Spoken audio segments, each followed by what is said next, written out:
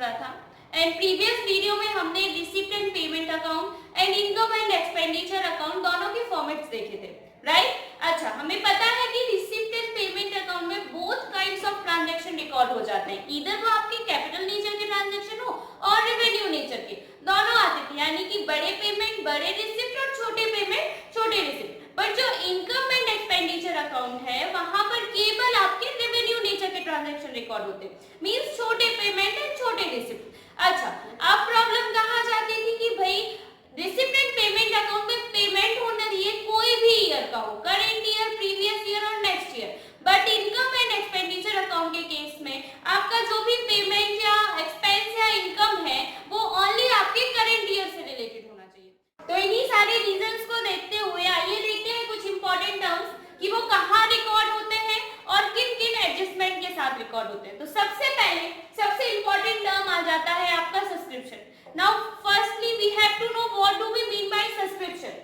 It is a periodically amount of money that you pay usually once a year to belong an organization.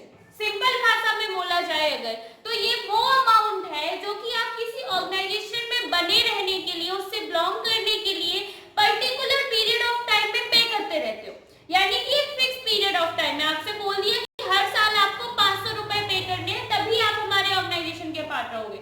एक तरीके की फी है ये, किसी भी ऑर्गेनाइजेशन से बने रहने के लिए, उसका पार्ट बने रहने के लिए जो भी पेमेंट आप करते हो फिक्स ईयर में या फिक्स टाइम पे वो आपका सब्सक्रिप्शन है। लेकिन अब आप वो सब्सक्रिप्शन किसी एनपीओ में पे करोगे तो वो अमाउंट या वो सब्सक्रिप्शन अमाउंट उस एनपीओ के लिए क्या हो जाएगी? इनकम। तो जो सब्सक्रिप्शन है आपका ये आपका कहाँ जाएगा? इनकम एंड एक्सपेंडिचर अकाउंट के इनकम साइड पे। कहाँ पे?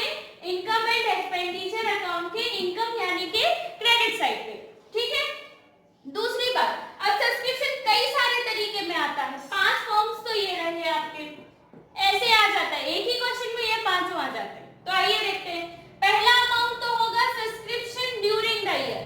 करंट ईयर, माना आपका ईयर चल रहा है 1 अप्रैल टू 31 मार्च 2016-17, राइट? ये आपका फाइनेंशियल ईयर चल रहा है। अच्छा, सब्सक्रिप्शन ड्यूरिंग द ईयर यानी कि ये करंट ईयर का सब्सक्रिप्शन है आपका 50,000, ठीक है?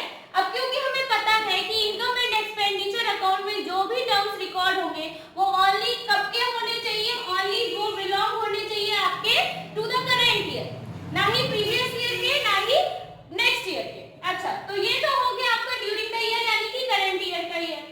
दूसरी टर्म आ जाती है अगर subscription outstanding at the end of the year, यानी कि 31 मार्च 2017 को बोल रहे हैं कि सब्सक्रिप्शन आउटस्टैंडिंग है 10,000, end of the year, last में आउटस्टैंडिंग है तो वो कब की होगी?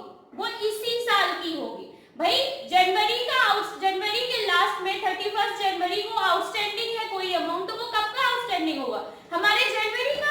सिमिलरली ये 31 मार्च को कुछ अमाउंट आउटस्टैंडिंग बता रहे हैं, साल खत्म हो रहा है लेकिन कुछ अमाउंट आउटस्टैंडिंग है, आपका ड्यू है वो मिला नहीं है, बट वो कब का होगा? इसी साल का ना, करंट ईयर का। तो ये 10,000 आपके करंट ईयर का अमाउंट है, तो ये भी क्या हो जाएगा? आपका ऐड हो जाएगा, यानी कि करंट ईयर का आउटस्टैंडिंग आपका क्या हो रहा है? ऐड हो रहा है। दो वे में आ सकता है, या तो at the end of the year कहेंगे या करंट ईयर का आउटस्टैंडिंग। ये क्या होगा? आपका ऐड होगा ड्यूरिंग द ईयर के अमाउंट। तो subscription advance at the beginning of the year. भाई बिगिनिंग ऑफ द ईयर यानी कि 1 अप्रैल 2016 और वी कैन से 31 मार्च 2016, दोनों सेम है। या यहाँ पे कोई एडवांस मिल रहा है तो वो कब के लिए होगा? For the whole year 1 April 2016 to 2017 31 March, है ना? यानी कि ये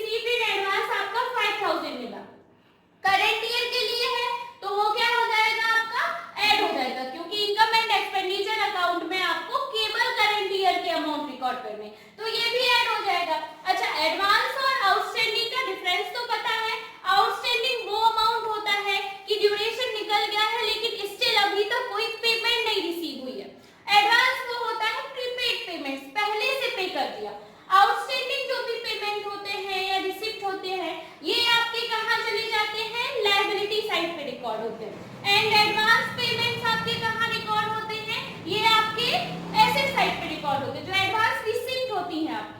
अच्छा, तो ये तो हो गया कि subscription outstanding at the end of the year और करेंट ईयर आउटस्टैंडिंग क्या होगा? ऐड होगा। Subscription advance at the beginning of the year और प्रीवियस ईयर में रिसीव हुआ एडवांस, ये भी आपका क्या होगा? ऐड होगा। अब आते हैं next, subscription outstanding at the beginning of the year. साल के शुरुआत में आउटस्टैंडिंग है, ईयर के बिगिनिंग में आउटस्टैंडिंग है, यानी कि यहाँ आउटस्टैंडिंग रहा होगा तभी तो ईयर के बिगिनिंग में आउटस्टैंडिंग हुआ। भाई वो तो ईयर अभी शुरुआत हुई है, वहां तो कोई ट्रांजैक्शन हुए नहीं होंगे, तो वो कहाँ का आउटस्टैंडिंग होगा? यहीं का आउटस्टैंडिंग होगा, at the end of the year previous year का, है ना। तो जो आउटस्टैंडिंग है आपका 31 मार्च 2016 और 1 अप्रैल 2016 का, वो कब का आउटस्टैंडिंग रहा होगा? प्रीवियस ईयर का, यानी कि पिछले साल का कुछ आउटस्टैंडिंग अमाउंट है जो अभी तक रिसीव नहीं हुआ है, तो वो इन्होंने अभी रिकॉर्ड कर दिया है नेक्स्ट ईयर में, यानी कि करंट ईयर में, है ना। तो ये क्या है आपका? प्रीवियस ईयर का आउटस्टैंडिंग। अब प्रीवियस ईयर का आउटस्टैंडिंग है तो करंट ईयर में नहीं आना चाहिए, तो जो भी करंट ईयर में नहीं आना चाहिए उसको क्या कर देंगे? लेस कर देंगे। माना ये था आपका 2000 subscription outstanding at the beginning of the year और फॉर प्रीवियस ईयर, तो ये क्या हो जाएगा आपका? लेस हो जाएगा, क्योंकि वो पिछले साल के आउटस्टैंडिंग है, हमारे करंट ईयर के नहीं है। करंट ईयर के होते, मिले होते या नहीं मिले होते, तभी हमें रिकॉर्ड करना था, तो या तो आउटस्टैंडिंग होता या एडवांस में मिला होता, हमने रिकॉर्ड। तो अब है subscription advance at the end of the year. End of the year में आपको एडवांस मिला है, यानी कि कब मिला होगा? 31 मार्च 2017 को कोई एडवांस दिया है। किसके लिए दिया होगा वो एडवांस? इसी साल के लिए नहीं, फॉर द नेक्स्ट ईयर। ये जो यहाँ पे एडवांस दिया होगा, माना अज्यूम किया हमने कि 3000 रुपए एडवांस दिया इन्होंने, है ना। कब दिया? लेकिन at the end of the year 31 मार्च 2017, तो वो कब के लिए दिया होगा? For the next year. उसका हमारे करंट ईयर से कोई लेना देना नहीं है, तो जिसका करंट ईयर से लेना देना नहीं उसे हटा दो, तो ये भी क्या हो जाएगा आपका? लेस हो जाएगा। Subscription receive at the end of the year, यानी कि करंट ईयर में अगर कोई एडवांस मिला है आपको, तो वो कब के लिए मिला होगा? फॉर द नेक्स्ट ईयर, तो ये क्या हो जाएगा आपका? लेस हो जाएगा। समझ में आया? इसको सम कर दोगे और ये सब्सक्रिप्शन कहाँ जाके रिकॉर्ड होगा? Final amount income and expenditure account की क्रेडिट साइड पे, मींस इनकम वाले कॉलम पे, ठीक है। समझ आया? फिर से ये फॉर्मूला एक बार रिवाइज कर लेते हैं। पहले आ जाता है जो amount subscription during the year आपको रिसीव हुआ, वो लिखा आपने। उसके बाद subscription outstanding at the end of the year या प्री करंट ईयर का जो सब्सक्रिप्शन आउटस्टैंडिंग है, भाई करंट ईयर का सब्सक्रिप्शन आउटस्टैंडिंग है तो वो करंट ईयर का ही होगा, है ना। इसी साल का आउटस्टैंडिंग है, क्योंकि एंड ऑफ द ईयर में वो रिकॉर्ड हुआ है। वो कब का बता रहे हैं? एंड ऑफ द ईयर का आउटस्टैंडिंग है, तो वो क्या हो जाएगा? करंट ईयर का होगा, ऐड कर देंगे। Advance at the beginning of the year, beginning of the year में कोई एडवांस मिला है, वो कब के लिए होगा? हमारे करंट ईयर के लिए, तो वो भी क्या हो जाएगा? ऐड हो जाएगा। Outstanding at the beginning of the year, beginning साल के शुरुआत में कोई आउटस्टैंडिंग है, तो वो इस साल का तो आउटस्टैंडिंग होगा नहीं, प्रीवियस ईयर का होगा, तो वो हमने लेस कर दिया, तो ये आपका लेस हो जाएगा। उसके बाद advance at the end of the year, साल के एंड में कोई एडवांस दे रहे, तो करंट ईयर के लिए तो दे नहीं रहे होंगे, नेक्स्ट ईयर के लिए दिया होगा, तो वो नेक्स्ट ईयर का अमाउंट भी क्या कर देंगे?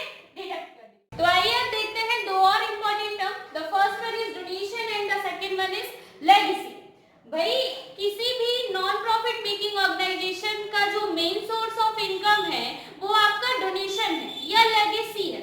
खैर लेगेसी कम मिलती है, लेकिन उनका मेन सोर्स ऑफ इनकम केवल डोनेशन है। उनका इनकम आ कहां से रहा है? वो अपना ऑर्गेनाइजेशन कैसे चला रहे हैं? Just cause of those donations. So donation क्या है? हिंदी में बोला जाए दान, सबको पता है, बट इसकी मीनिंग देख लेते हैं। An act or instance of presenting something as a gift, grant or contribution। ठीक है। अब डोनेशन आपके दो टाइप्स के होते हैं। पहले तो ये रेवेन्यू नेचर का होता है, ये आपकी रेवेन्यू रिसिप्ट है। जब अगर बोला जाए कि आपके नॉन प्रॉफिट ऑर्गेनाइजेशन के लिए क्या है, रेवेन्यू रिसिप्ट है और